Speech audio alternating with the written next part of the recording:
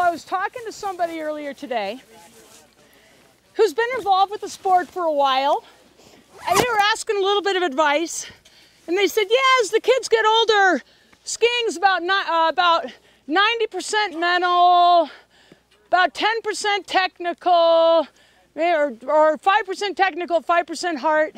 So what I'd like to start with saying, in my view, skiing, ski racing, all of that, I'd say is about 90% heart. Okay? So we're all coaches, and we're working with 6-year-olds, 7-year-olds, 8-year-olds, 9-year-olds, and we're working with the heart, right? Instilling the passion, the love, because if our kids are going to make it a long way in our club and in this sport, there's going to be some challenges. It's going to be hard. And if we don't have the heart, then we don't have the motivation. And you guys all know that. You're in a marriage. If you don't have the heart, then you don't have the motivation, right? And it's a lot of work. And I know, and for those of you who are parents and have kids, you've got more heart for those kids than anything on the planet. And match that with your motivation level. It's pretty high, isn't it? Heart is everything. So with our kiddos, we're instilling fun and heart. That's going to lead to motivation.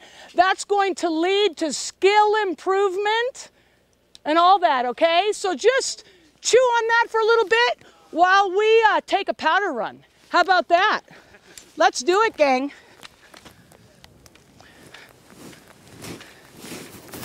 That was cool, Deb. I like that warm-up for our clinic? Yeah. Is that how we ought to do it? Does that instill the heart and love and passion? Helps the motivation? Yeah.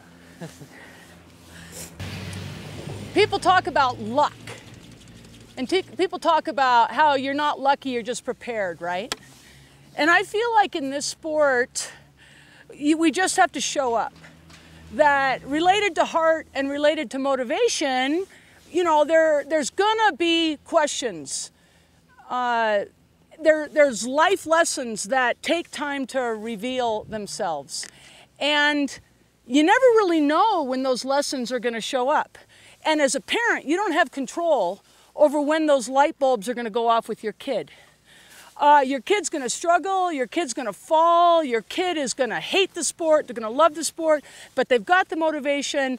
And if we can help them remember and realize that they just need to show up, because you never know when the lesson will be revealed. It's just a mystery.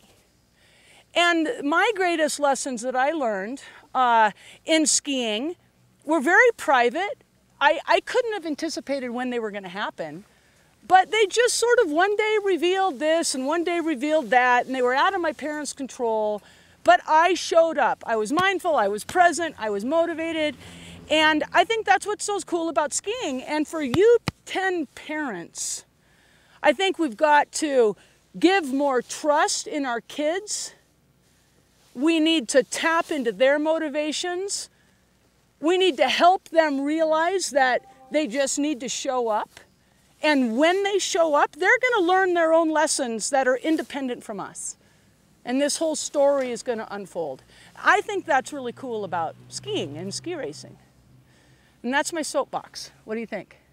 You like that? That's good. I think half the problem is parents aren't ready for their kids to learn independence yet, because they feel like the kid's growing so quickly that they kind of want to protect themselves from losing that innocence of their kid.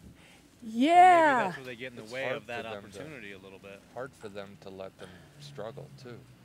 And fail.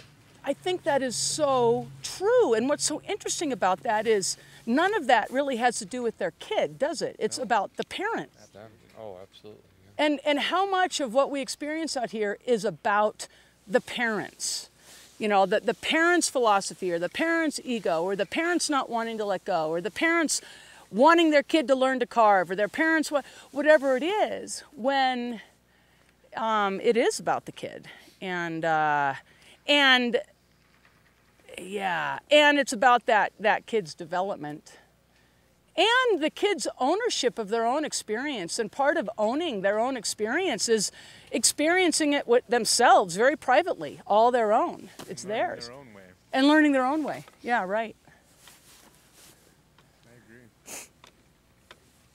You've heard there's a thing called the snowplow parent, right? What's the snowplow So the parent? helicopter parent flies in and rescues the kid. Snowplow parent clears the way for the kid.